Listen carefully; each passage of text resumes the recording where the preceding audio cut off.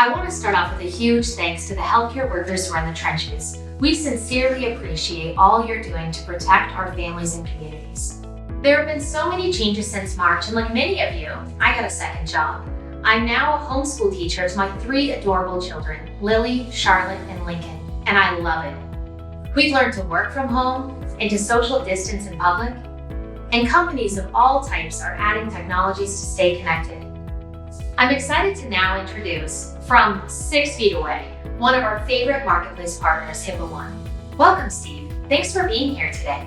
Thanks, Amanda. I'm excited to be here in your ghost town of an office and really appreciate your team's thoughtfulness in laying down the blue tape to ensure we're compliant with social distancing. Well, this is a discussion about compliance, but seriously, with all the recent adjustments, what are some of the biggest shifts or challenges that you've seen in healthcare? Well, first, we've seen a significant increase in COVID-themed email scams. Hackers are working to capitalize on the coronavirus, CARES Act, and government stimulus programs. Things move quickly in crisis situations, which can cause confusion with patient privacy and understanding what patient information can and can't be shared. We've also seen practices of all types, medical, mental health, and physical therapy pivot by implementing telehealth technologies to stay connected to patients and maintain cash flow. We recognize that this can be a problem if security controls are not implemented correctly. These shifts with cyber scams, patient privacy concerns, and telehealth. What can organizations do to address these head-on? Now is an ideal time to get your staff trained and address any gaps in security and privacy that your practice may have.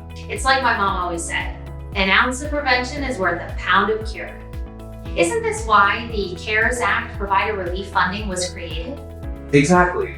Providers and facilities that received Medicare reimbursements in 2019 should be eligible to receive payments from this relief fund. These funds are available to help practices during the COVID-19 pandemic period for a variety of expenses like training and technology. How can providers participate in CARES Act funding? They can go online to hhs.gov, sign the attestation form, and accept the terms and conditions. Due to the huge shift in working remotely, telehealth and cloud technologies, providers can take advantage of workforce training. There are also security and privacy risk analysis costs being covered too. That's a lot. You've mentioned many different resources today. Where can people go to learn more about what's available to them? We're offering free compliance HIPAA training specific to the COVID-19 pandemic. We cover what you need to know today, as well as how to prepare for when the lockdown ends.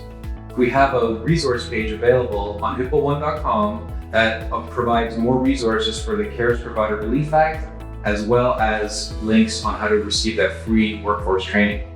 You've shared some really valuable information with us. Thanks, Steve, for joining me today from 6 feet away. My pleasure, Amanda. Thanks for having me today. For more information, be sure to contact HIPAA1.